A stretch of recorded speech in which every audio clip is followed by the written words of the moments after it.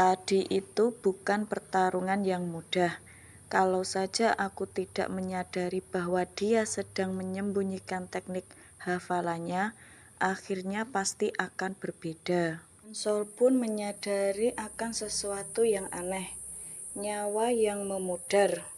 Seperti biasa, wajahnya penuh akan obsesi duniawi. Sol pun bergumam dalam hati. Bagaimana rasanya berhasil melakukan balas dendam?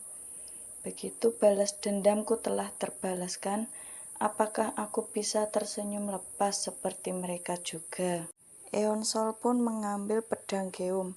Lalu ia meninggalkan jasad-jasad tersebut dan meninggalkan hutan. Tiba-tiba orang di belakangnya berkata, "Apa itu orangnya?"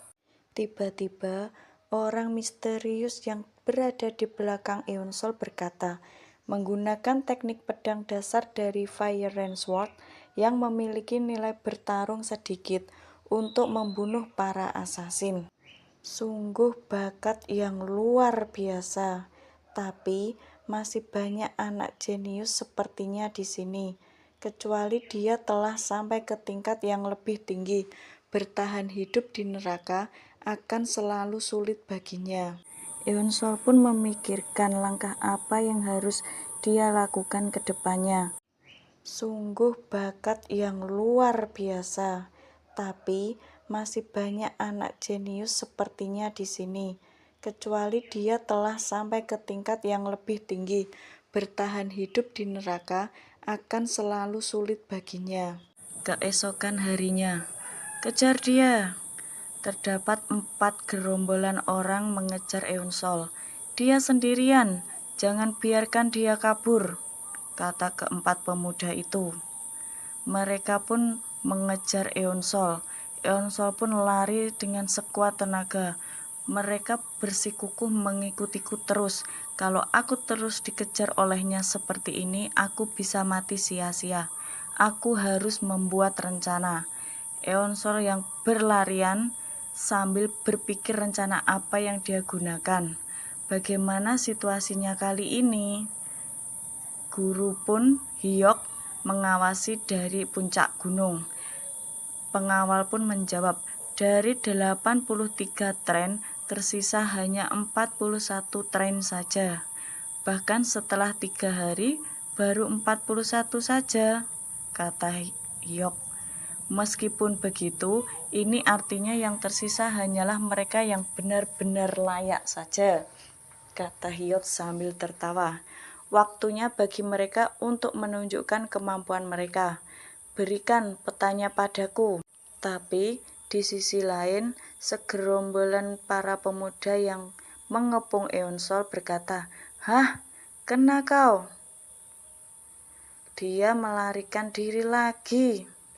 Mengingat karakteristik senjata mereka, tak mungkin aku bisa menang melawan mereka di tempat terbuka seperti ini. Sol pun memikirkan rencana. Aku harus pergi ke tempat itu.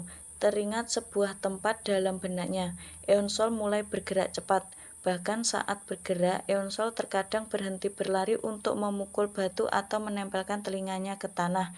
Ia bisa disergap jika berlari membabi buta menghindari para pemburu itu. Karena itu, ia memperluas wilayah indera jurus binatangnya untuk mengamati sekelilingnya.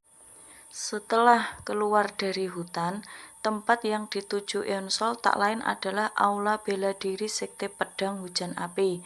Membuka pintu, terlihat Aula Bela Diri besar yang terbagi menjadi 3 bagian, lapangan latihan dan ruang kultivasi. Menatap Aula Bela Diri yang kosong, Sol melangkah tanpa ragu ke pavilion besar. Melewati tempat sebuah plakat tergantung, sebuah koridor panjang terlihat. Lebih dalam lagi, deretan ruangan yang padat berjajar.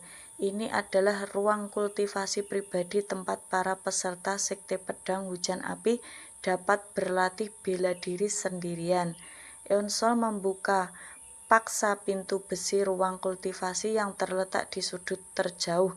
Kemudian, setelah mendorong sebuah meja, ia merobek salah satu papan lantai kayu. Eonsol yang terus berlari sambil menyembunyikan diri.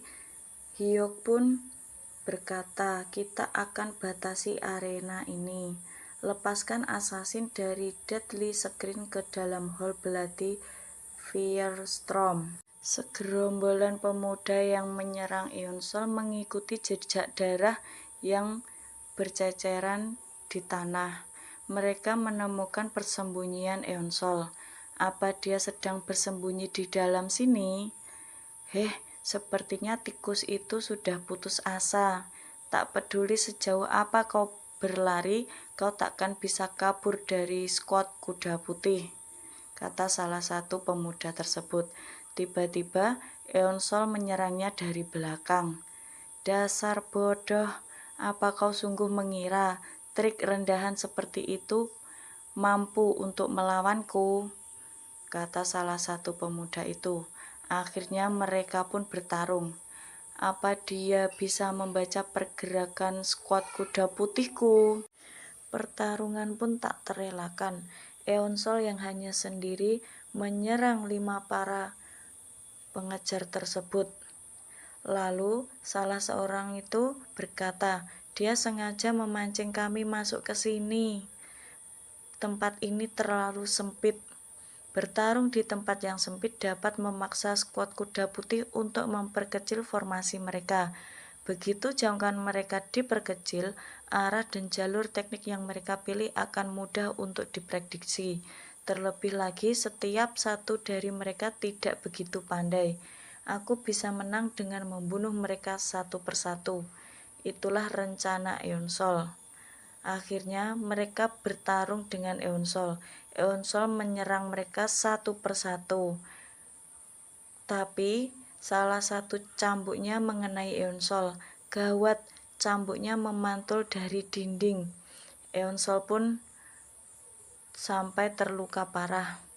Sekarang kesempatan kita, ayo kita keluar dari sini, kata salah satu peserta itu. Hah? Kalian sedang apa? Kalian tidak sedang melarikan diri, kan?